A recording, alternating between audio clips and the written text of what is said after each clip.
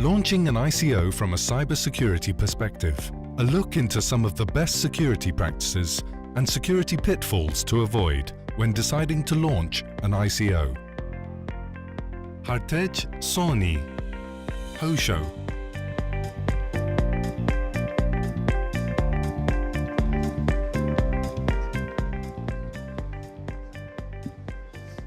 Hello, everybody.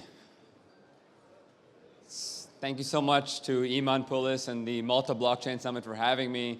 My name is Hartej Sawhney. I'm the co-founder and president of Hosho.io. We are a cybersecurity blockchain company based in Las Vegas.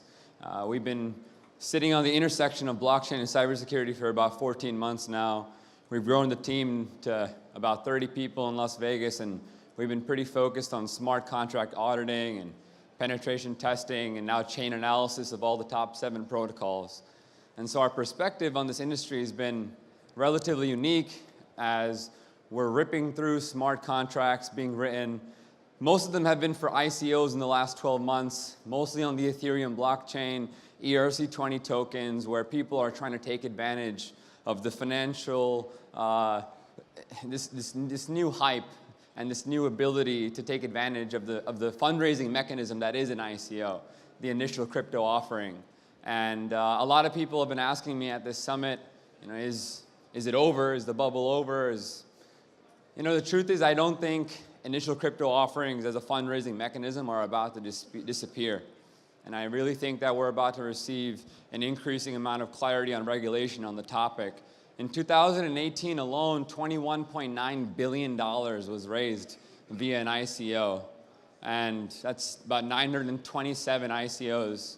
And I mean, looking at this room alone and this conference, I heard there's 7,500 people. And when I landed in Malta, I kind of was like, what crypto winter? I don't know what crypto winter people are talking about. This is pretty insane turnout, and it seems like people are pretty excited.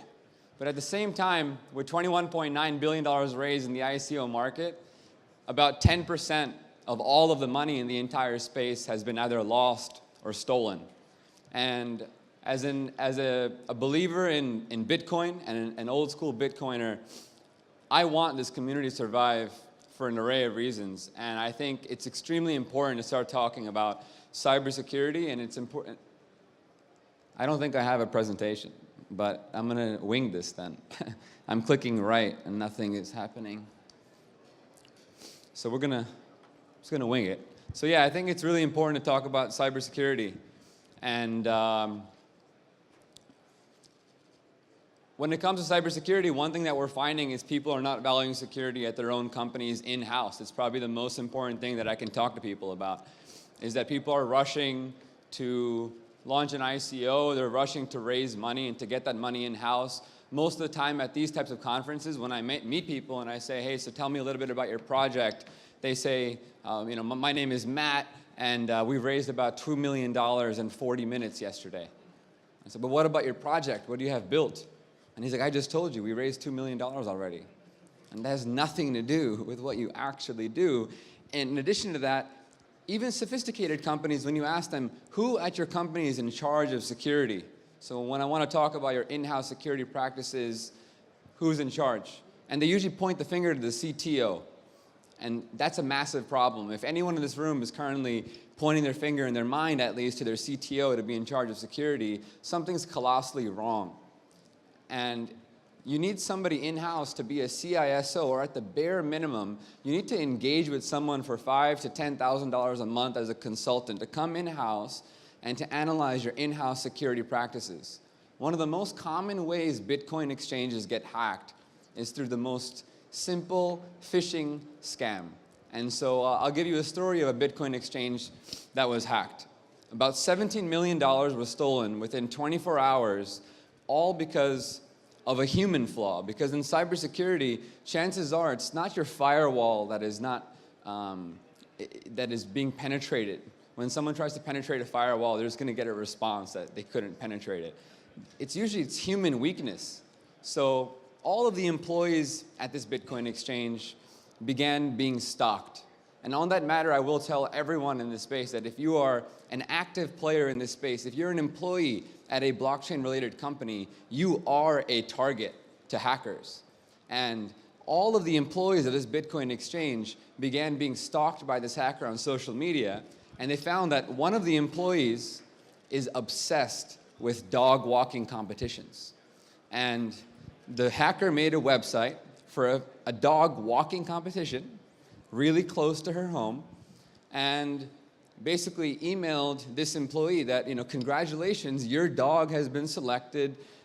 Click on this PDF and sign up and register, and you're going to win this dog walking competition. And as soon as she clicked open that PDF, the hacker had access to the employee's keyboard strokes and the entire screen, gained access to all of her passwords and usernames, and within 24 hours, $17.5 million was stolen from the Bitcoin exchange. And these are the types of things that I don't see being talked about a lot. What are your in-house security policies? Do you have a CISO? Have you engaged with a company for instant response?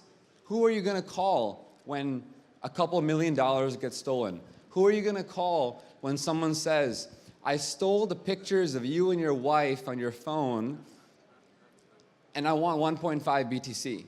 Like, what are digital assets worth to you? What are those pictures that are not backed up worth to you? And there's companies like TLDR, for example, that when you lose a couple of $1 million and you call TLDR in the middle of the night and you say, hey, we got hacked. I'm freaking out. I'm getting scary messages on my Telegram. The guy says he knows where I am. Should I be worried about my physical security? That's when people usually wake up and realize that this is not a joke and that my family's physical safety could be at risk. And I've gotten those types of phone calls in the middle of the night. And the sad part is that you can't help them right away, because when someone gets hacked and they call someone like TLDR, what they're sitting on is 5 days of legal paperwork. And meanwhile, they're waiting for someone to come into the trenches with them and help them figure out how to help them. But in reality, they have to sit through legal paperwork and figure out how they can even engage with the TLDR and know who they are. It's time that people take cybersecurity as a priority before they get kicked in the ass.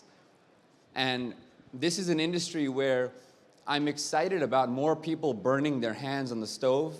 And the analogy is basically that when a kid burns his hand on the stove, hopefully the kid is smart enough to never burn it again. But in this industry, I hope people burn their hands faster.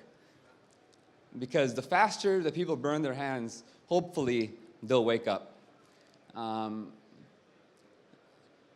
Yeah, that's about it. I mean, only other things that I can ramble about are the importance of in-house security. If you're writing a smart contract, get it audited by a professional. If you're a Bitcoin exchange, get your website and entire in-house security processes audited. Get a penetration test.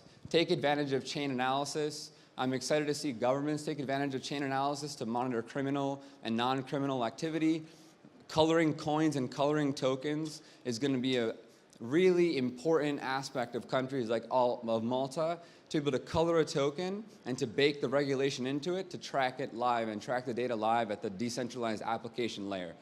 I'd like to commend Malta as being on the forefront of bringing clarity to regulation, because nothing is more important than simply having clarity on regulation and not being scared that you're going to go to jail.